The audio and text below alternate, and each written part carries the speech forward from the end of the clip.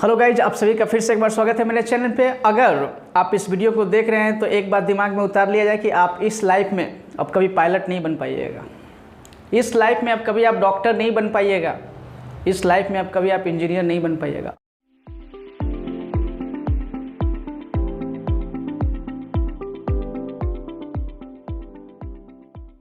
अगर आप इस स्ट्रीम में यानी कॉमर्स स्ट्रीम में अगर आप एंट्री ले रहे हैं तो आपके लिए वो सारे दरवाजे बंद हो जाते हैं। सर तो क्या हम लोग नकारा हैं, कोई काम नहीं रहेगा क्या, हम लोग का कुछ नहीं कर पाएंगे देश के लिए? नहीं कर पाएंगे, क्योंकि जैसे देखिए आपका नाम, सब्जेक्ट का नाम ही जैसे है, सब्जेक्ट या अपना जो कैरिकुलम जिसमें हम लोग जाने वाले हैं कॉमर्स स्ट्रीम में, नाम से ही पता चल रहा है कि कहीं ना कहीं ये आपका बिजनेस ओरिएंटेड सिलेबस होने जा रहा है। और याद रखिए, बिना बिजनेस का कोई भी देश नहीं चलता है, यानी देश को चलने के लिए बिजनेस का चलना बहुत ज़रूरी है। वो देश उतना ही ज़्यादा ग्रोथ कर रहा है जहाँ का बिजनेस जितना ज़्यादा ग्रोथ करता है। यानी आपका सिलेबस आपको बिजनेस को मैनेज करना सिखाएगा, हाउ टू मैनेज बिजनेस इफ़िशिएंटली। अगर आप सही से कॉमर्स के नॉलेज को अगर आप गेन कर पाते हैं तो आप किसी कॉमर्शियल इंडस्ट्रीज में आप अपने सर्विस को दे पाएंगे या खुद के बिजनेस में आप अपना 100% योगदान दे पाएंगे। यानी आपका पूरा ऑब्जर्वेशन होगा आपके अपने बिजनेस पे, खुद के बिजनेस पे। यानी कहीं ना कहीं आपका ये सिलेबस आपको ये सिखाने वाला है कि बिजनेस कैसे करना है, बिजनेस को कैसे मैनेज करना है, और कुछ मुसीबतें जो आएंगी बिजनेस के अंदर उसको कैसे मैनेज करना है। ये सारा चीज़ आपको अपने इस स्ट्रीम में सिखाया जाएगा। ऑब्वियसली आप लोग अगर कॉमर्स स्ट्रीम में आए हैं तो इतना अंदाज़ा लग गया होगा कि आपको इस स्ट्रीम के अंदर कौन कौन सा सब्जेक्ट आपको पढ़ना पड़ेगा। तो सबसे पहले जो मेजर इसका जो टॉपिक, ये सारा सब्जेक्ट का अपना इंपॉर्टेंस है, ये नहीं कि किसी का इंपॉर्टेंस ज़्यादा हम बोलना चाहते हैं। सब सब्जेक्ट का आप यहाँ बेसिक्स लेने वाले हैं। इसका मतलब एक तरह से जब कॉमर्स में घुस रहे होते हैं, देखिए कॉमर्स में आप एंट्री बहुत पहले ही ले रखे होते हैं, लेकिन उतना आइडिया होता नहीं आपके पास कि हम कॉमर्स जानते हैं या नहीं जानते हैं। बस उसी को अपना यहाँ हम क्या करने वाले हैं, ऑर्गेनाइज वे में सीखने वाले हैं। यानी कहीं ना कहीं कॉमर्स का जो आपका एंट्री लेवल होता है वो आप देखिएगा कि इसमें आप पहले ही पार्टिसिपेशन आपका हो रखा होता है, बट यहाँ से हम ऑर्गेनाइज वे में सीखना चाहेंगे। ऑब्वियसली यहाँ हम बेसिक्स लेना चाहते हैं कि कॉमर्स का एडवांस नॉलेज आपको जैसे ग्रेजुअली आप इस सिस्टम में आगे की तरफ बढ़ते चले जाइएगा उतना ही आपका नॉलेज इस क्षेत्र में बढ़ते चला जाएगा। ठीक है, अगर जब सब्जेक्ट का बात करें तो इसका जो मेजर सब्जेक्ट आपको बताया गया है अलग अलग 11th लेवल पे, अकाउंट्स, बिजनेस स्टडीज और इकोनॉमिक्स, और बाकी जो आपका लिटरेचर हिंदी इंग्लिश है उसको अलग एक बार के लिए बोल दीजिए। ठीक है, तो इस सिस्टम के अंदर पहला जो सब्जेक्ट हम लोग उठाने वाले हैं वो आपका है फाइनेंशियल अकाउंटिंग। यानी अकाउंट्स का हम चीज़ देखना चाहते हैं कि अकाउंट्स आखिर किसको बोलते हैं, अकाउंट्स के अंदर हम काम कैसे करते हैं, वो सारा चीज़ ड्यूरिंग द ईयर आपको सिखाया जाएगा इस सब्जेक्ट में। ठीक है, उस सब्जेक्ट में जाने से पहले एक बार समझे तो कि आखिर जो हम जिस स्ट्रीम में घुसने वाले हैं उस स्ट्रीम में आखिर काम कैसे होता है। ठीक है, अब जैसे आपको पहले ही बता दिया गया है कि आपका जो सिलेबस डिज़ाइन किया गया है वो एक बिजनेस ओरिएंटेड है, तो आपको ये समझ में आना चाहिए कि बिजनेस आखिर रन कैसे होता है, बिजनेस कितने प्रकार का होता है, बिजनेस किसको बोला जाता है, ये सब आप बिजनेस स्टडी में डिटेल में सीखिएगा। बट यहाँ हम थोड़ा सा आइडिया देना चाहते हैं क्योंकि हम अकाउंट से स्टार्ट करने वाले हैं सबसे पहले, तो अकाउंट्स में थोड़ा सा ब्रीफ आइडिया हम देना चाहते हैं कि ऑर्गेनाइजेशन काम कैसे करता है। ठीक है, अगर ऑर्गेनाइजेशन का बात की जाए, कोई भी संगठन जो भी बिजनेस को कर रहा होता है उसको हम ऑर्गेनाइजेशन बोलेंगे। ये ऑर्गेनाइजेशन मेजर कैसे काम करता है ये देखिए। एक ऑर्गेनाइजेशन होता है आपका मैन्युफैक्चरिंग कंसर्न। ये काम क्या करती है, ये किसी भी गुड्स का मैन्युफैक्चरर करती है। यानी कि आइटम ABCD, कोई भी रॉ मटेरियल हो सकता है, आइटम ABCD इस चीज़ को प्रोसेस करना चाहती है, एक सिस्टमैटिक वे में प्रोसेस करती है। और आउटपुट, यानी आप सीखे होंगे कंप्यूटर जब पढ़ते होंगे होते हैं कि इनपुट डालते हैं कंप्यूटर के अंदर, फिर वो प्रोसेस होकर आपका आउटपुट निकल के आता है जो आपको चाहिए होता है। यानी मोबाइल में अगर 2+2 डालते हैं तो अपना ये इनपुट हो गया, मोबाइल उसको क्या करता है, प्रोसेस करके एक आउटपुट में आपको रिजल्ट 4 देता है। वैसे ही ये ऑर्गेनाइजेशन क्या करता है, इनपुट्स के रूप में कुछ रॉ मटेरियल्स का यूज करके, कुछ भी, जैसे अब टीवी बनाना है, कोई कंपनी अगर टीवी बना रही है तो उसके लिए रॉ मटेरियल क्या हो सकता है, उसका LED स्क्रीन हो सकता है, उसमें मदरबोर्ड हो सकता है, पावर मतलब उसका पावर वाला सिस्टम हो सकता है, रेजुलेशन हो सकता है, ऑपरेटिंग सिस्टम हो सकता है। ये सारा यूज करके वो असेंबल करके एक टीवी बनाती है। तो उस टाइप के ऑर्गेनाइजेशन को हम बोलते हैं मैन्युफैक्चरिंग यूनिट। यानी ये आइटम रॉ मटेरियल, जिसको हम रॉ मटेरियल का नाम देते हैं, ये रॉ मटेरियल ABCD इस चीज़ को प्रोसेस करती है फैक्ट्री के अंदर में, यानी प्रोडक्शन लाइन पे प्रोसेस किया जाता है, असेंबलिंग किया जाता है, और जो आउटपुट निकल के आता है उसको हम फिनिश गुड्स का नाम देते हैं। फिनिश गुड्स जैसे कि आपका टीवी हो गया, ये टाइप। अच्छा, ये क्यों जान रहे हैं हम बताते हैं पहले बात।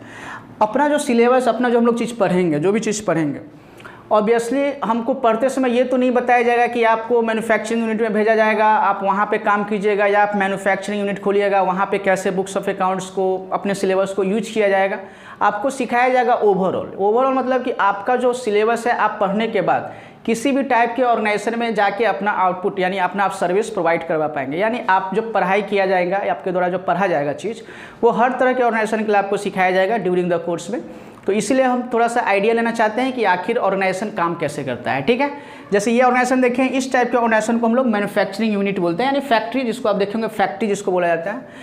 एक होता है ट्रेडिंग, ये क्या करती है, ये कुछ बनाती नहीं है, ये कुछ बना के सेल नहीं कर रही है, क्या करती है, बनाती है फिर सेल करती है। ठीक है, बट ये क्या करती है, ये बनाती नहीं है, तो फिर ये क्या करती है, ये टीवी ही खरीदती है और अपना प्रॉफिट मार्जिन जोड़ के अपना टीवी सेल कर देती है। यानी इस टाइप का आसपास आपके पास जितना भी शॉप है, वो सारे जो भी शॉप है वो एक ट्रेडिंग कर रहा होता है, यानी आइटम खरीदता है और वही आइटम अपना प्रॉफिट मार्जिन जोड़ के बेच देता है। यानी अपना जो सीखेंगे सिलेबस, वो यहाँ भी काम आएगा, यहाँ भी काम आएगा। ऐसा नहीं कि ये छोटा ऑर्गेनाइजेशन होता है, ये भी, इनका भी ट्रांजैक्शन हेवी होता है। ठीक है, और है सर्विस सेक्टर, यानी यहाँ पे गुड्स का बात नहीं होता है। यहाँ बाकी जगह देखिए टीवी बेचा जा रहा था, यहाँ टीवी खरीदा बेचा जा रहा था, बट इस सेक्टर में क्या होता है, आप सेवाएं लेते हैं, यानी आपको वहाँ कुछ मटेरियल नहीं मिलता है। जैसे सिनेमा देखने गए तो वहाँ बाहर निकलते समय कुछ लेके नहीं आते, क्या होता है, आप सेवा लेके आते हैं, यानी आपका एंटरटेनमेंट हो जाता है, उसके बदले आप पे करके आते हैं। या सैलून में गए, वहाँ बाल कटवाए चले आए, शादी होता होगा आपके घर फंक्शन में, रात में बर्तन टेंट ये सब आता होगा, सुबह देखते हैं वो सारा कैंपस खाली हो गया, एक बिल आ जाता है, क्या दिया हुआ अपना, वो सर्विस दिया। यानी 100-150 टाइप का सर्विसेज चल रहा है भारत के अंदर, जो सर्विस प्रोवाइड करता है। जैसे ट्रांसपोर्टेशन हो गया, आप ट्रेन में चढ़ते हैं तो उतरते समय ट्रेन लेके घर नहीं चले आते हैं, आप टिकट का पैसा दिए वापस घर में आते हैं तो खाली हाथ आते हैं, वहाँ पे कुछ गुड्स लेके नहीं आते हैं, उसका सेवा लेके आते हैं। तो ये ऑर्गेनाइजेशन भी आपका सारा कॉमर्शियल सेक्टर हो गया, यानी बिजनेस में इन्वॉल्व है कहीं ना कहीं। तो आप जो सीखेंगे, जो भी चीज़ सीख रहे हैं, वो हर तरह के ऑर्गेनाइजेशन में आपको अपना पोटेंशियल देना पड़ेगा। यानी आप अपना पढ़ाई का योगदान आप मैन्युफैक्चरिंग यूनिट में दे पाएंगे, ट्रेनिंग यूनिट में दे पाएंगे, और वैसे ही सर्विस सेक्टर में भी दे पाएंगे। अभी देखिए कॉमर्स में घुस रहे हैं, शुरुआत के 1-2 लेक्चर केवल सुनेंगे हम लोग, उसके बाद हम लोग रिटर्न की तरफ जाएंगे। यानी अभी लिखने उखने वाला कोई काम नहीं होने वाला है, अभी केवल हम कॉमर्स के अंदर घुसना चाहते हैं, अभी कॉमर्स को फील करना चाहते हैं, कॉमर्स को महसूस करना चाहते हैं कि हम कॉमर्स का फ्लाइट अगर पकड़े हैं तो वो हमको कहाँ तक ले जाएगा। अब आइए थोड़ा स्कोप पे चर्चा कर लेते हैं। सर अगर मतलब स्कोप का बात करें तो क्या कॉमर्स में क्या स्ट्रीम, सर इस स्ट्रीम में घुसने के बाद आप क्या कर सकते हैं, आपको पहले ही बता दिया गया है कि ये जो अपना सिलेबस हम लोग पढ़ने वाले हैं, ये फुल्ली कॉमर्शियल लैंग्वेज, मतलब बाद में आप इसको यूज करेंगे गवर्नमेंटल सेक्टर में भी, बट मतलब बैंकिंग सेक्टर में सब जगह आएगा। बट अभी अगर हम ऑर्गेनाइजेशन पे अगर फोकस करें तो ऑर्गेनाइजेशन जब भी रन करता है तो इसको अपना बुक्स ऑफ अकाउंट सही से मैनेज करना होता है।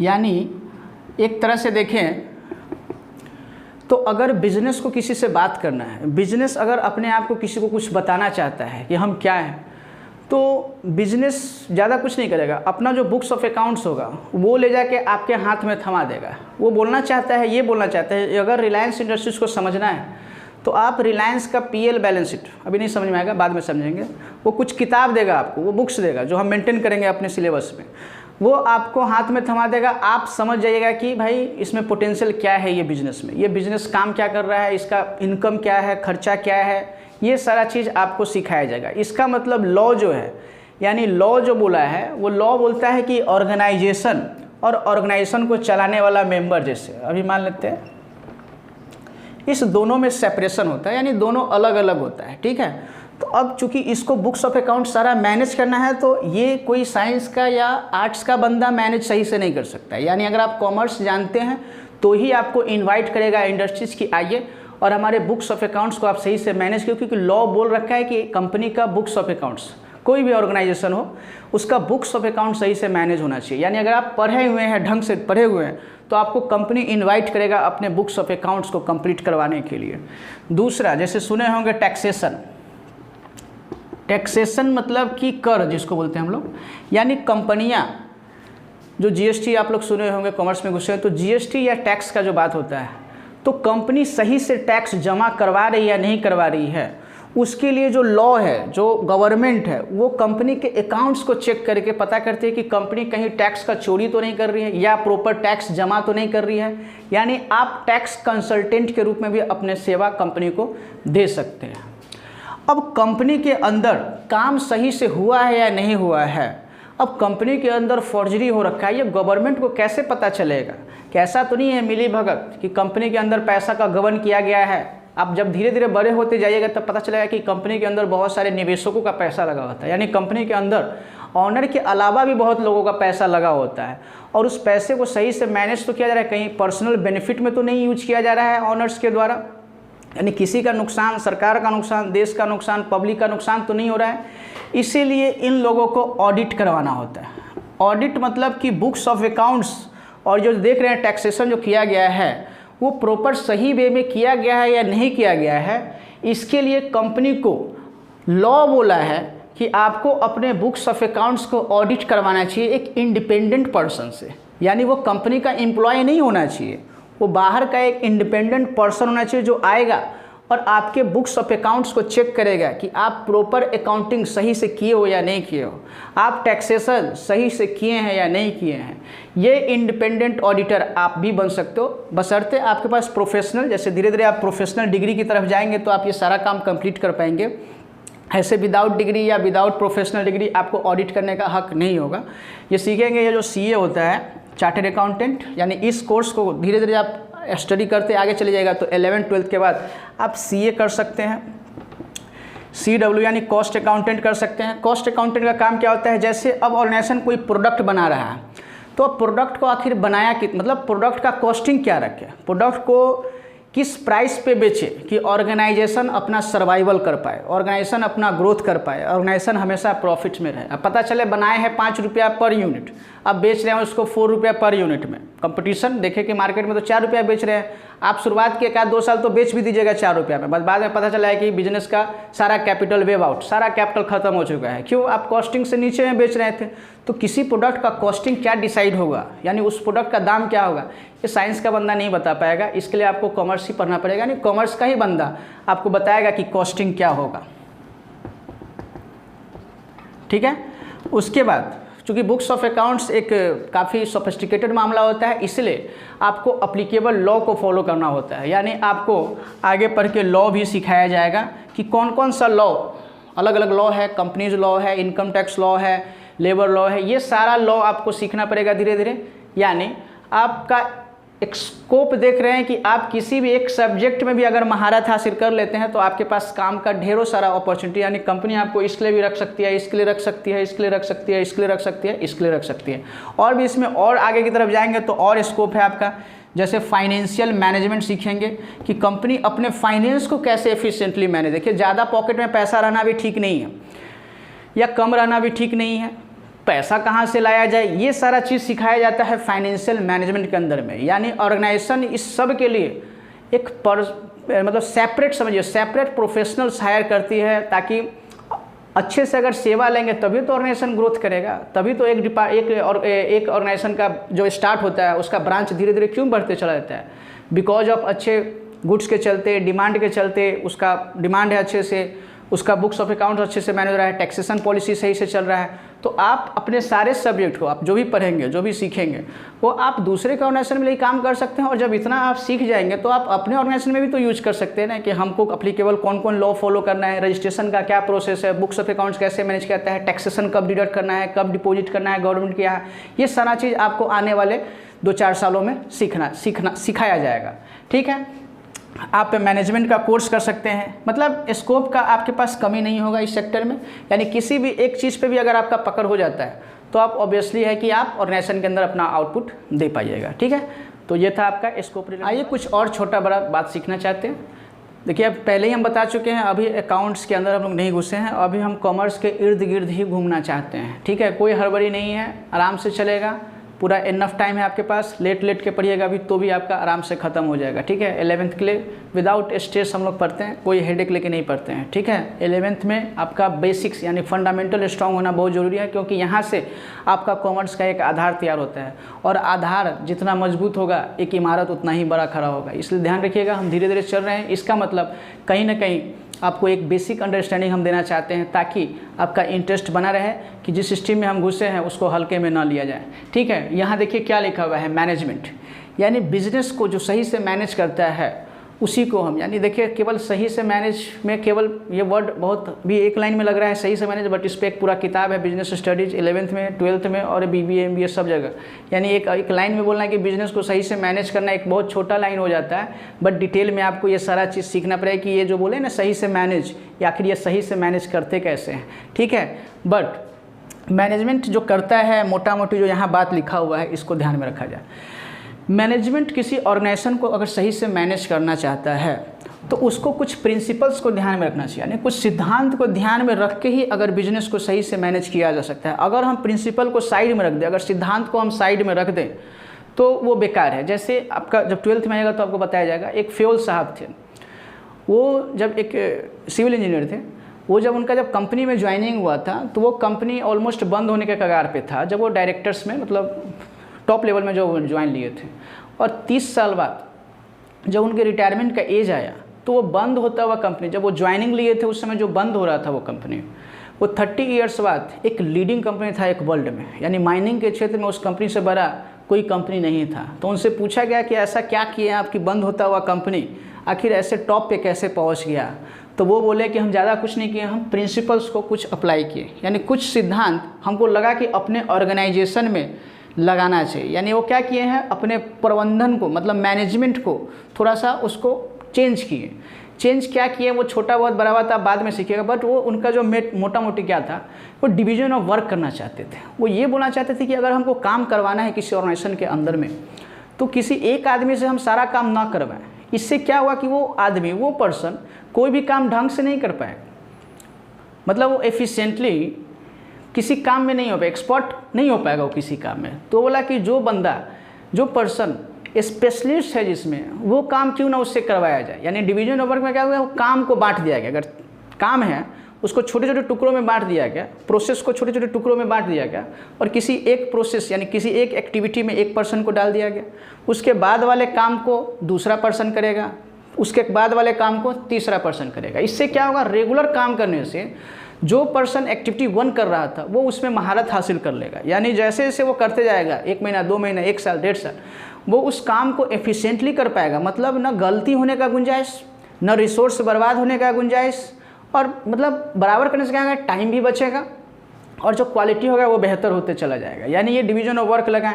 फिर इनका था कि जो कंपनी के अंदर जो एम्प्लॉय काम करेगा उसका रेमुनरेशन यानी सैलरी जो होना चाहिए वो एडिक्वेट होना चाहिए। यानी जब काम उससे करवा रहे हैं उसके हिसाब से उसका सैलरी होना बहुत ज़रूरी है। अगर सैलरी अगर ढंग से उसके मुनासिब मिलेगा तो एफिशिएंटली वो, यानी कंपनी के पॉइंट ऑफ व्यू से बोलेगा कि कंपनी मेरे बारे में कुछ सोचता है, मेरे काम का हमको पैसा दे रहा है, ये सारा चीज़ अप्लाई किया। वो फिर कुछ ऑथोरिटी का बात किया कि कंपनी के अंदर ऑथोरिटी और डेलीगेशन का सही से होना बहुत ज़रूरी है।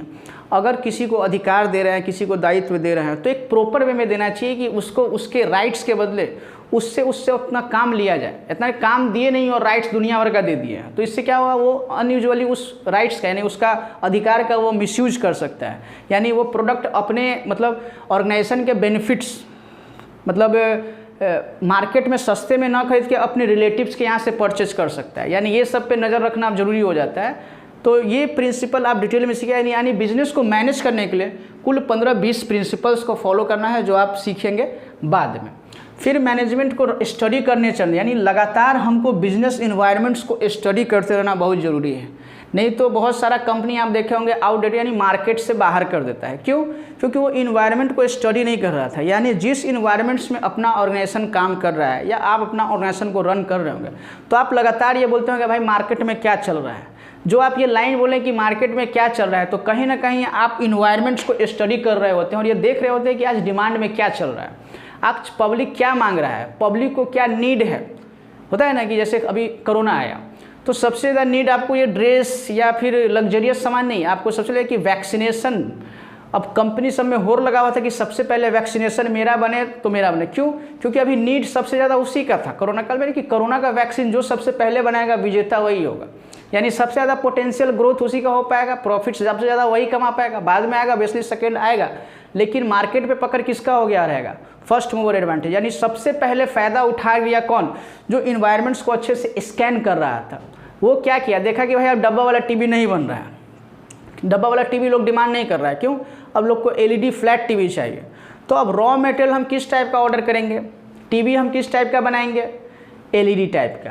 ये सारा क्या था, बिजनेस इन्वायरमेंट्स को हम स्टडी करना चाहते थे, ठीक है। उसके बाद ऐसे ही प्लानिंग के अंदर आप ये देखते हैं कि ऑर्गेनाइजेशन का गोल क्या है। गोल मतलब कि ऑर्गेनाइजेशन आखिर करना क्या चाहती है, आज कहाँ है, और 4 साल बाद, 1 साल बाद, 1 महीने बाद अपना ऑब्जेक्टिव, यानी हम क्या चाहते हैं, मेरा एक उद्देश्य, यानी ऑर्गेनाइजेशन का जब तक एक ऑब्जेक्टिव, सबका जब तक ऑब्जेक्टिव नहीं होगा आप काम क्या करेंगे। अगर हमको कुछ ऑब्जेक्टिव, कुछ उद्देश्य ही ना रहा तो क्या काम कीजिएगा। तो ऑर्गेनाइजेशन बिना ऑब्जेक्टिव का आगे नहीं बढ़ती है, क्योंकि ऑब्जेक्टिव जब तक डिसाइड नहीं होगा तब तक आगे का, यानी कुछ ऑर्गेनाइजेशन चलेगा ही नहीं। विदाउट ऑब्जेक्टिव आखिर चलेगा कौन।